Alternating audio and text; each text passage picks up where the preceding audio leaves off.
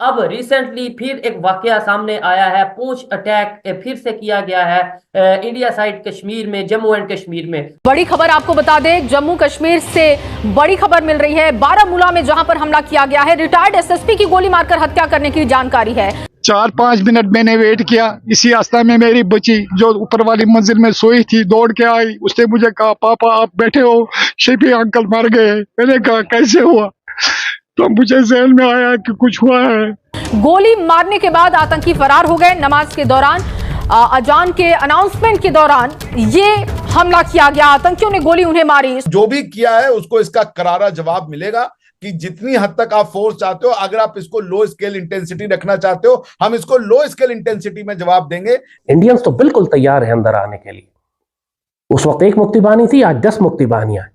और दुश्मन उस वक्त तक नहीं आएगा जब तक पूरी तरह पाकिस्तान के अंदर बगावतें ना भड़का ले। वो जो कर रहा है उसको भी जल्दी पड़ी हुई है। भारत में इंतखाबात करीब आते ही मोदी सरकार ने आवाम को बेवकूफ बनाने के लिए कंट्रोल लाइन के करीब जाली ऑपरेशंस और पाकिस्तान मुखालिफ प्रोपेगेंडा तेज कर दिया है। मकबूजा कश्मीर के जिला पूंछ में भारतीय फौजी काफिले पर होने वाले हमले का इल्जाम भी एक बार फिर पाकिस्तान पर लगा दिया गया। एक बात याद रखिए, हम सिर्फ इंडिया वालों को ये पैगाम देना चाहते हैं, अगर सुन रहे हैं भाई साहब, हम हैं मुसलमान मुल्क, पक्का मुसलमान मुल्क। मुसलमान लड़ाई में लड़ाई से डरते नहीं है, क्योंकि अगर काफिर के खिलाफ हम लड़ गए, मर गए तो शहीद है। आप लोग अगर मर गए मुर्दार है। सर अभी तो कोई ऑपरेशन भी लॉन्च कर चुकी है इंडिया की जो फोर्स है, इंडियन गवर्नमेंट है, उन्होंने कोई ऑपरेशन लॉन्च किया है जम्मू एंड कश्मीर में। अब टेररिस्ट से बचाने के लिए, हिंदुस्तान को, कश्मीर को बचाने के लिए बॉर्डर पे लड़कियां भी होंगी, उसकी ट्रेनिंग ली जा रही है। जय हिंद दोस्तों, हिंदुस्तान वाला में स्वागत है दोस्तों। अभी बारामूला के सेंटर में जो है फिर एक आतंकी हमला हुआ है, जिसमें एक रिटायर फौजी अफसर को जो है गोली मार दी गई है। वो अजान के समय जो है, अजान पढ़ने के समय जो उसने गोली मार दी गई है। इस तरह का जो है व्याख्यात ये पाकिस्तान कर रहा है। और वही बात करें, पाकिस्तान के लोग जो है, मीडिया जो है, ये मोदी पे आरोप लगा रहे हैं। उनका कहना है कि मोदी जो है 2024 का इलेक्शन जीतने के लिए सब करा रहे हैं, ये पाकिस्तानी मीडिया कहना है। लेकिन आप लोगों को, सब लोगों को मालूम होगा कि इसमें जो है पूरी तरह से जो है पाकिस्तान का हाथ है। जो इसमें रिटायर ऑफिसर को जो गोली मारा है, बहुत ही निंदनीय जो है घटना है, क्योंकि इसमें ना चाहते हुए भी जो है इन लोगों पर कड़ी से कड़ी कार्रवाई करनी पड़ेगी। वहीं भारत सरकार ने बहुत ही बड़ा ऐलान कर रखा है कि इसका जो है ईंट से जवाब तो पत्थर से जो बिल्कुल दिया जाएगा। पाकिस्तान को जल्द सबक सिखाया जाएगा और इनके पास जो आज़ाद कश्मीर के नाम से पीओके है, उस पीओके को भी जल्द से जल्द भारत में लिया जाएगा। उस पर सरकार काम कर रही है। अभी गृह मंत्री अमित शाह ने इस पर भी बहुत ही बड़ा ऐलान कर दिया है। इसलिए पाकिस्तानी मीडिया की फटी पड़ी है ये देखकर। जब वो जंग का कहते तो हम नहीं कह सकते। देखो एक बात याद रखिए, हम सिर्फ इंडिया वालों को ये पैगाम देना चाहते हैं, अगर सुन रहे हैं भाई साहब, हम हैं मुसलमान मुल्क, पक्का मुसलमान मुल्क। मुसलमान लड़ाई में लड़ाई से डरते नहीं है, क्योंकि अगर काफिर के खिलाफ हम लड़ गए, मर गए तो शहीद है।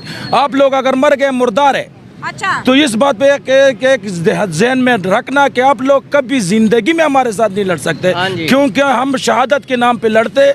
और जब जो कोई शहादत के नाम पे लड़ने को लोग कोई जाते तो वो अगर आ गया वापस गाजी हो जाते, हम फिर भी इज्जत देते हैं उसको। समझ गया? अगर लड़ गया, मर गया, शहीद हो। 4 लड़े हो ना हमारे साथ, कोई भी नहीं लड़े। एक कोयल मारे जालिमों, वो जो सर्जिकल स्ट्राइक बोला, घुस के मारेंगे, सब डायलॉग नहीं है फिल्मों का, हकीकत में आओ। एक कोयल मारा था, वो भी हामिद मीर ने दिखाया सबको। दुश्मन बहुत तेजी से काम कर रहा है और यही उसकी प्लानिंग है। उस वक्त 1 मुक्ति बानी थी, आज 10 मुक्ति बानियां। सिंध के अंदर रोज रेलवे लाइन की पटरी से बम निकलता है, रोज ट्रेनें उलटती हैं, पटरी उखाड़ दी जाती है। वो एक अलग साबोटाज है जो वहां हो रहा है। बलूच BLA बहुत नुकसान कर रही है बलूचिस्तान में, TTP बहुत नुकसान कर रही है। और फिर जब भी अल्लाह ना करे ये एलिमेंट, स्लीपर एलिमेंट जो गिलगित बल्तिस्तान और आजाद कश्मीर में बैठे हुए हैं, इंडियंस तो बिल्कुल तैयार है अंदर आने के लिए। उस वक्त 1 मुक्ति बानी थी, आज 10 मुक्ति बानियां हैं।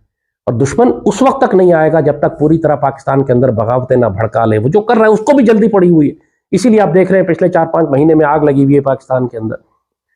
तो आप हर तरीके से, हर एक्सेस के ऊपर पाकिस्तानी रियासत कर सकती है, जैसे कहा, हमें जो चीज रोक रही है वो हमारा अपना खौफ है। लेकिन सर आपको नहीं लगता हर हफ्ते 10 दिन में कोई ना कोई हमें ऐसी अफसोसनाक खबर सुनने को मिलती है कि टेरर अटैक वहां पे देखने को मिलते हैं? सर कौन लोग हैं, कहां से आते हैं और क्या मकसद है इंसानियत के खिलाफ ये जो काम किया जा रहा है?